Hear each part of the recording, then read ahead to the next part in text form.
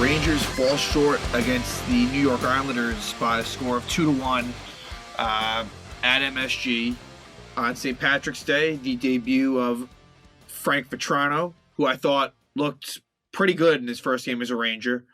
And this was a game against a team who is a good test for when the Rangers are in the playoffs. The Islanders, in the recent years have been playoff tested. They, will not make it this year, barring a crazy, crazy miracle, which just simply isn't going to happen.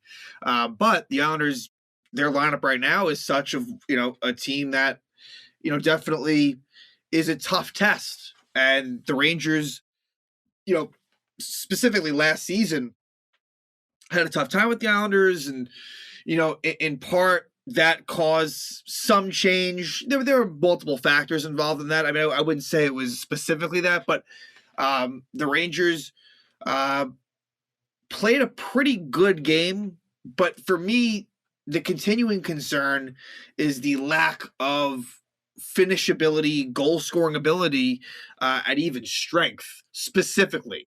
The Rangers can definitely keep up in these low scoring games. Like, they can play well, but if you can't score, then you're not going to win hockey games. So that to me is concerning. I will say, and I'm not one to complain about officiating. There were definitely some questionable calls, some questionable missed calls, which we'll talk about in this one. So that hurts a bit. And the Rangers have done a really good job this season of being able to, they had a ridiculous record when the game is tied going to the third period. And if nothing else, just in general, they're able to get games just to overtime. So this was kind of a throwback to, let's just say last season or recent years where the Rangers lose it late. And this one definitely stings a bit. In terms of the grand scheme of things, I don't think it's anything too major. But again, for the reasons I stated before, these are, it feels like, let's just say Rangers Penguins.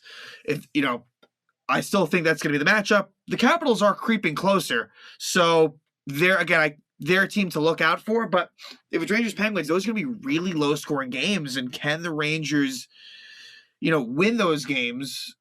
I think that they can, but I don't know. Ilya Sorokin was also very good. Sorokin made an unbelievable save on Artemi Panarin. A great setup by Vatrano. Panarin lifted the puck as well. It's not one of those things where, if Panarin, sure, if Panarin lifted it more, it might go in, but he lifted it pretty damn well, and Sorokin makes a crazy paddle save. Really, honestly, one of the best saves you'll see this season. And Sorokin played well in this one. The goaltending matchup lived up to the billing. Sorokin versus Shesterkin, two friends from Russia. Really good goaltending, and it was a close game the whole way. Low scoring, and it's kind of what you'd expect out of Islanders Rangers these days. But again, the Rangers played pretty well. This is not like, they came out flat, this and that. The Rangers were ready to go from the jump. But, if things break out a little bit differently, they win this game, but it didn't go their way. A bad bounce here, a bad bounce there, and the penalty situation didn't exactly work out for them. But I think the concerning thing for me is the next two games are at Tampa and at Carolina. Could this be the first legitimate 3-game regulation time losing streak for the Rangers? They could be looking at it, and it didn't have to be that way. This was a game the Rangers really should have been able to get into overtime, and it just didn't happen. So this one definitely stings. But at the same time, it doesn't really change the overall. I mean, what's at stake for the Rangers is really home ice advantage against the Pittsburgh Penguins. That, they're still going to make the playoffs. So it's more so just the feel of things, more so than how it actually affects the standings. But, with the trade deadline looming, obviously these last few games before it are interesting. I don't think it'll necessarily change Chris Drury's outlook on things, but who knows? And so the hope for me is that this weekend, the Rangers can at least take one of the two. I will of course, give me 2 points at Tampa and Carolina out of 4, and I'll take it. The Rangers have had success against Tampa this year, whereas at the game at Carolina, they didn't go so well. So could we see a continuation where the Rangers do well against Tampa and not against Carolina? Or could we see a reversal where Tampa gets their revenge on the Rangers and the Rangers do the same against Carolina? I'll say this. I think the Carolina game is a little worrisome because Carolina will be a little bit fresher having played, like the Rangers are playing on a back-to-back. In my mind, I think the Tampa game is the more winnable one. Based on just the style of play, like the Rangers seem to match up a little bit better against Tampa than they do against Carolina. So I think that Saturday one, and I think you're going to see Igor against Tampa, and then we'll talk about, whether it's Georgiev against Carolina. But as far as the Islander game goes, like I said, Sorokin makes an amazing save on Panarin. And right when I saw that, I'm thinking, we could be in for a long night. Like, that wasn't a great sign right then and there. And there was pretty good pace to this game. Ryan Reed, like I said, Vatrano makes his debut. Not a surprise Julian Gauthier was a healthy scratch. I think that's going to happen. And again, don't be shocked if Julian Gauthier is traded by the deadline. I could see that. Again, for a late round draft pick. Nothing substantial at all. But I could see it, just because playing time really probably won't be there for him with this Vatrano trade. So Vatrano did play with Panarin and Strome. We weren't sure about whether they'd keep Hunt there. It was Vatrano, and they moved Hunt down to play with on the Hedl line with Goodrow. And so that the fourth line was McKegg, Brodzinski, and Reeves. Ryan Reeves played a very effective game. He even took down Zdeno Chara. And had some really good hits. So like Reeves in games like this against the Islanders, against the Capitals, against more heavier divisional teams, more rivalry games, Reeves has a place in those games. And I've always said that. But it's sometimes other games where you can maybe sit him. And I think that might happen. But Reeves, give him credit. I thought he was good in this one. And it was going to take, to me, the Rangers' depth scoring to get production. And unfortunately, that didn't happen because we've seen the Rangers' top guys against good defensive competition have trouble scoring. Not to say that they had a bad game tonight, but I figured, you may need a goal from like a Goodrow or a Hedl, something to that effect. Because the first game against the Islanders, I remember a big reason why they won because you got major contributions out of guys like Kevin Rooney, Ryan Reeves, and so you were going to need that again. And Reeves did so down on the score sheet, but with the hits. But the Rangers take a penalty. It's Goodrow hooking Barzal, and I don't know. Nothing had been called to that point, so it just felt like a little out of place. And with 1 second, so we fast forward to the second period with 1 second left on the power play. Anders Lee, who's been red hot lately, scores the goal 49 seconds into the period. Like I said, 1 second left in the power play. So that's tough where they're not able to kill that one off. And Goodrow is one of your best penalty killers, so it hurts not to have him on the ice. And so the Islanders take a 1-0 lead right there. Then Adam Pelech takes a holding penalty. Rangers power play unsuccessful at that point. But then Scott Mayfield's called for interfering Frank Vatrano. So Vatrano seems like he has a little bit of pest in him. Like he can get under the opposition's skin. And so that's a little bit different.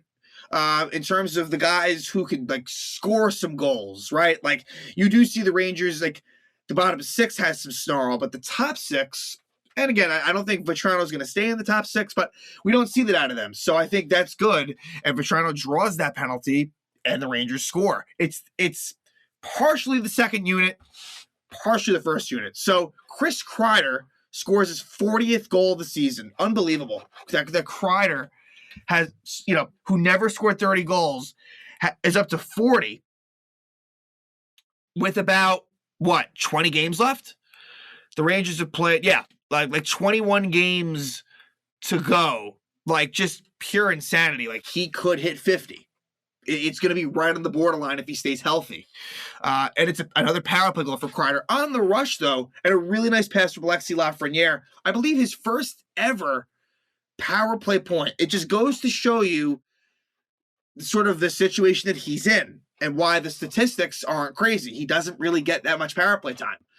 And it's another reason why Lafreniere really, to me, should play over Strome on the power play on that first unit at some point.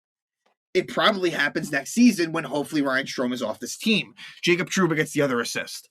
So the Kreider goal ties it at 1. And then Ryan Strome takes a penalty. And it was called roughing. It really, to me, should have been called high sticking. I just can't defend Strome because he does this all the time. So I'm sorry, I can't defend it. Even if maybe it was you could argue it was a weak call. Again, Ryan Strome, to me, I don't even care what the center situation is. Just because it might be a problem doesn't mean you should bring him back. Like, I just think I wouldn't even negotiate a contract. I'd say, look, it was because it was. This was a much better than expected run, but I think you have to sever that relationship. Ride it out for the rest of the season, and you got to part ways with him. I think, to me, it's a no-brainer almost. Unless his asking price is ridiculously low, which I don't think it will be, but.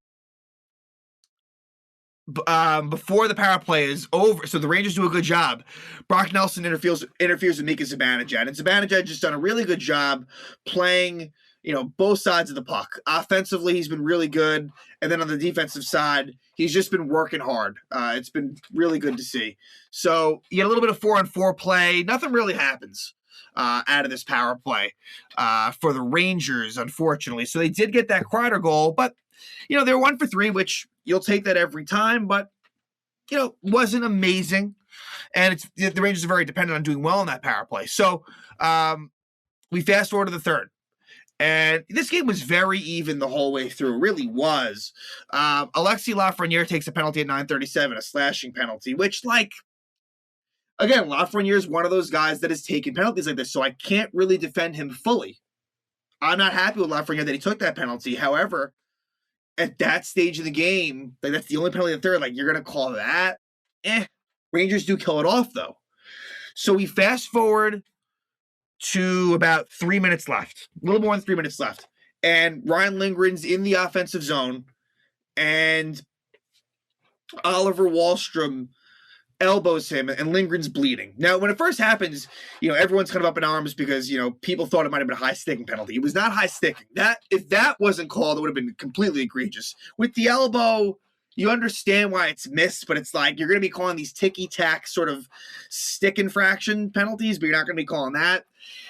So Lindgren, he loses his stick. He stays on, but he was definitely not quite right. And the Rangers had a bit of a bad line change, in my opinion, as well, although they had it covered. And Ryan Pulock has the puck, kind of I'm not sure if it was a pass or a shot towards the net. And Kyle Palmieri's sitting there. It was a bit of a weird bounce freak play, and puck's in the air, and Palmieri kind of bats it in past Sorokin, and that's your game-winning goal. Palmieri scores with under 3 minutes left, and Palmieri's another guy who is awful for large stretches of the season. He's been coming on a little bit lately. And so the Islanders score that goal, and they would hang on to win 2-1. So that was a game which I really felt like the Rangers probably deserved to get at least a point. I can't, be saying, they deserve this fate. No, it could have went either way, and it didn't work out. But I think that the Rangers, they just have to find a way to score goals. The Rangers have definitely improved defensively, and the unfortunate byproduct of that is I feel like the goal scoring has gone down. They have to find a way to improve that. And like I've said, it'll be interesting to see beyond Vatrano what Drury does by the deadline. Again, you don't want to sell the farm, but can you make deals like the Vatrano one where you're, making savvy types of moves and kind of improving the overall depth improving the overall depth scoring, which can maybe ease the burden on the top guys. So we'll see. But Rangers lose to the Islanders 2-1 as they head south to take on the Tampa Bay Lightning, who they beat in Tampa on New Year's Eve, and then shortly thereafter at the Garden at home in a very impressive showing. So Tampa will be out for some level of revenge, but we'll see. The Rangers should be pretty fired up themselves, as it's been a little bit up and down lately in terms of the win-loss column, but we'll see what happens. As the Rangers will have a very challenging back-to-back at Tampa Bay and at Carolina.